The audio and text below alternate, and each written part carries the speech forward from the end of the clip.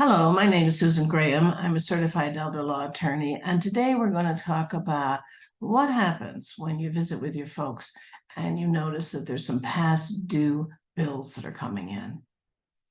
I have a business called Senior Edge Legal, and we specialize in this law firm of representing retired people and those anticipating retirement to help them create and implement plans that actually work for their future to give them a safe and independent and financially secure future. So let's talk about this. I had a client, Frank, who came in yesterday. And Frank hadn't been in for 10 years. He just wanted to see if the law had changed. Did he need to make anything to update his plan? And we talked about a variety of things, and there were a few changes he needed to make. He brought his son with him, and I had the son sit out in the front until I finished visiting with Frank. And Frank asked me to invite his son in, so I did that. And his son, Bruce, I asked him, did he have some questions he wanted me to address? And Frank gave me permission to talk about generally what he and I had talked about. The first thing Bruce told me was he was concerned that his father had a number of bills that were marked past due. Bruce had noticed this the last time he'd come visiting to his father's home, and he'd seen it a couple of months earlier. He asked his father about this, and the father said, "Oh, that's not a problem. I pay my bills either every month or every other month." Well, this was a big red flag that went up for me, as well as obviously Bruce was concerned about this. Frank wasn't really that concerned. He said, "Oh, it's not a problem. I always get them paid."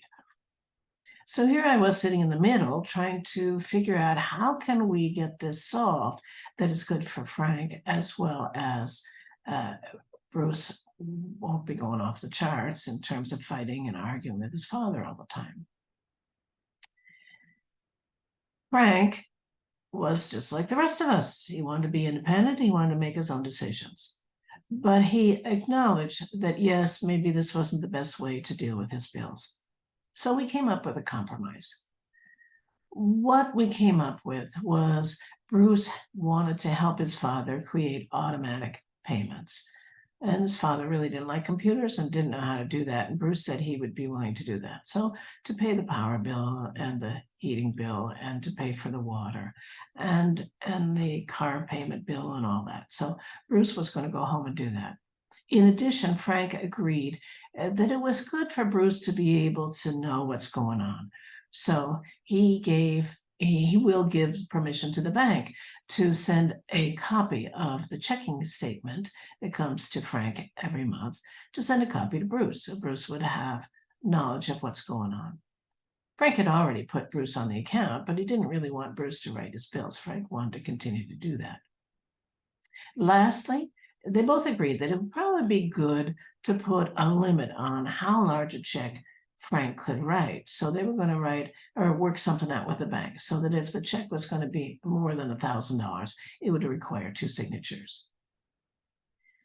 Thankfully, they both agreed that that was going to be something that would be good to solve this problem.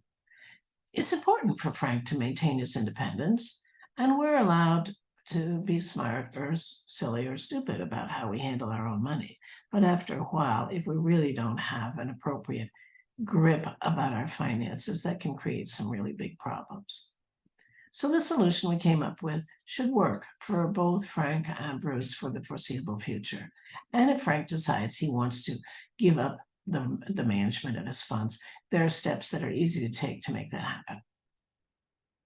So if you have similar problems and you'd like our help, please call. We're here to help individuals resolve these issues and many other things so that they truly have peace of mind and a safe, independent, and financially secure future.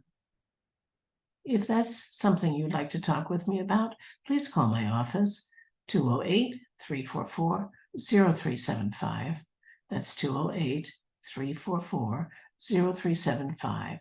You'll talk with one of my employees who'll ask you a few questions to see if we have the potential to be a good fit for me to be able to help you and your family. Thank you for listening to this video.